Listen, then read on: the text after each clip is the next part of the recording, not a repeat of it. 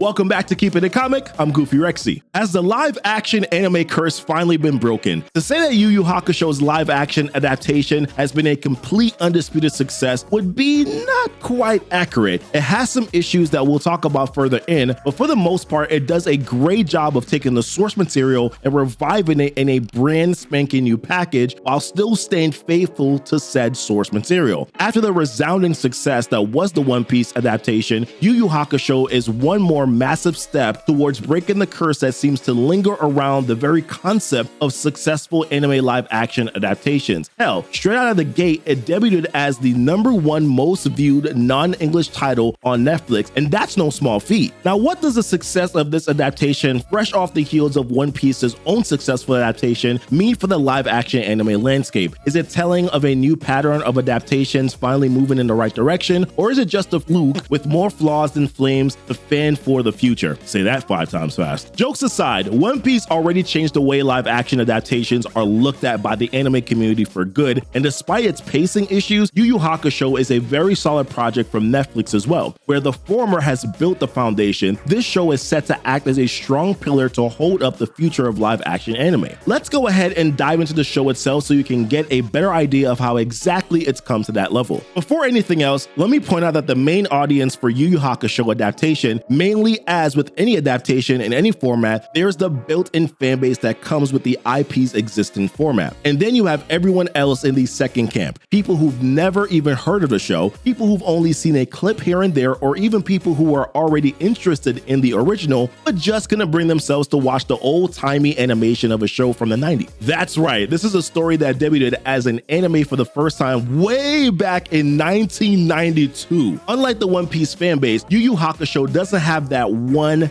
that's nearly as active and constantly thriving in the present day. But while you may think that's a negative factor for its popularity, and maybe even it is to a certain extent, it has something the One Piece adaptation didn't, and that is demand. See, with the One Piece adaptation, fans were skeptical at best before it actually came out, with adaptations of anime being infamously dog doo-doo over the past couple of decades. That comes as no surprise. However, when it came out and became the absolute overnight hit that it did, well, that made the skeptics much more open to similar projects. And what do you know? Yu Yu Hakusho live action was ready to fly onto the scene just a few months later. And unlike with One Piece, every single fan of this anime came crawling out of the woodwork with incredible anticipation. After all, the One Piece adaptation had proven that live action anime can work. There's no way Netflix would put out another beloved anime's adaptation if it wasn't up to the same standard, right? Well, it's kind of a complicated situation there. Now, I'll say this beforehand, Yu Yu Hakusho suffers very massively from the fact that it consists of a total of just 5 episodes. And over the span of those episodes, particularly the latter half, there are aspects that are so severely rushed that it just leaves you feeling unfulfilled if you're a fan of the original manga or anime. That being said, there's good reason for it to be praised as a praiseworthy adaptation, and we'll get into the details of that first. By far, the strongest point of the Yu Yu Hakusho live action, well, it's the action. If you've been on social media in any anime circles over the past couple of weeks, there's almost no way you haven't seen the fight between Yusuke and Guki in episode 2 of the Netflix show. The way that set pieces are used, the choreography of the sequences themselves, and the overall cinematography of the fight scenes all lend themselves to the creation of action sequences that are absolutely top tier in every way. And all of this is thanks to Takahiro Uchi, a first choreographer who's well known in the industry for just how masterful any action scene orchestrated by him is. Between his absolutely incredible work, they're combined with the cinematography of Kosuke Yamada, another titan when it comes to action. Yu Yu Hakusho's fights leave you on the edge of your seat, biting your nails and cheering in victory when Yusuke pulls out a win. Actions aside, the character interactions, particularly between Yusuke and Kuwabara, are done so well that you can practically feel the bromance through your screen. And that's in no small part due to the fact that this isn't an adaptation that shies away from the goofier, campier, and just overall more comedic tones that anime and manga tend to have. Normally, live action adaptations try to make everything much more gritty, dark, serious. My God, don't even remind me of the Bleach movie. On the other hand, Yu Yu Hakusho embraces the silliness and presents it in a way that makes the viewer laugh with joy and builds up the characters to even be more endearing. Finally, like I've mentioned multiple times now, Yu Yu Hakusho's success as a live action comes in no small part thanks to what exactly it's following. Just months before this, One Piece showed up and shattered the conception that anime live actions are indisputably always a dumpster dumpster fire. While that was definitely something that brought joy to the anime manga community across the board, it was yet to be seen if this was a one-time success and the only exception, or if the success could be replicated and made into the new standard going forward. So regardless of being a considerably less popular series, Yu Yu Hakusho was still big enough that it was in the spotlight from the moment it was announced. It was set to be the adaptation that would prove if live actions as a medium could truly be turned around and become something to look forward to in the future. So with the anticipation from the entire community mounting, Yu Yu Hakusho was able to use it as a springboard to boost off right from the get-go and to jump into the Hall of Fame of good live action adaptations, albeit just barely because of its pacing. And speaking of good content, how about firing a spirit gun of your own at the subscribe button if you think I'm doing a good job at providing you with some so far. So that's the way that the cookie crumbles then. Yu Yu Hakusho has proven beyond a shadow of a doubt that the success of One Piece wasn't some freak occurrence that can't become the norm. It solidifies the fact that anime to live action adaptations can work, and they can work well if you take a few things into account. In many ways, One Piece and Yu Yu Hakusho are like two halves of one complete product in the things that they lack. Where Yu Yu Hakusho excels in action and comedy, it falls short in terms of staying fully true to the sequence of events in the source material and spreading them across a proper runtime. On the other hand, One Piece excels at the latter of those things and gives you plenty of time to really connect with characters. Its fight scenes are oftentimes lackluster due to the wide camera angles and sped up sequences. Going forward, Hollywood has the blueprint for perfect live action adaptations laid out at their feet now. If the right studios pick up the good things from both of these shows and combine them in a meaningful and passionate project, it could very possibly make live actions a proper mainstream genre, as opposed to the niche that they've been stuck in for the past 2 decades thanks to the disasters like Death Note, Dragon Ball Evolution, Cowboy Bebop, Bleach, Avatar: The Last Airbender. Yeah, I know that's not an anime, sue me. Take the passion and the faithfulness of the source material, the insanely immaculate casting, and the screenplay for One Piece, then take the choreography, cinematography, and not too serious approach of Yu Yu Hakusho and throw in some spice here and there, and you have, quite frankly, the ultimate live action anime. And with the success of these recent ones, it's only a matter of time before studios and movie companies scramble to create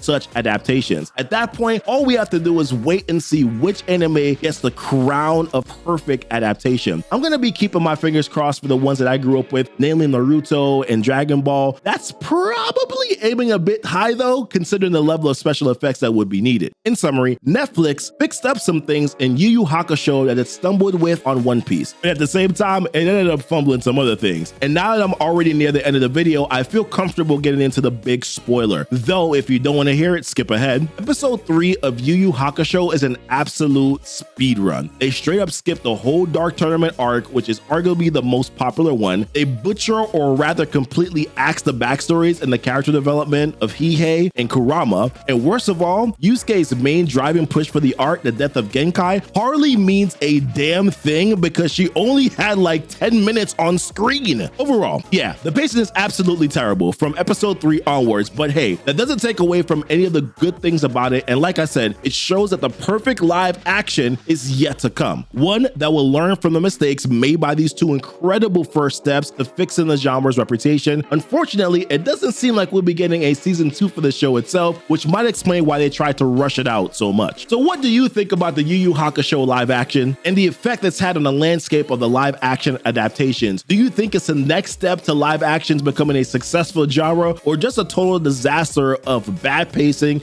and skip plot points? Let me know in the comments below. Don't forget to hit that like button. Also subscribe to the channel if you haven't done so already. Check out this next video here where we talk about how One Piece broke Hollywood. And until next time, guys, thanks so much for kicking it with Keepin It Comic. Bye.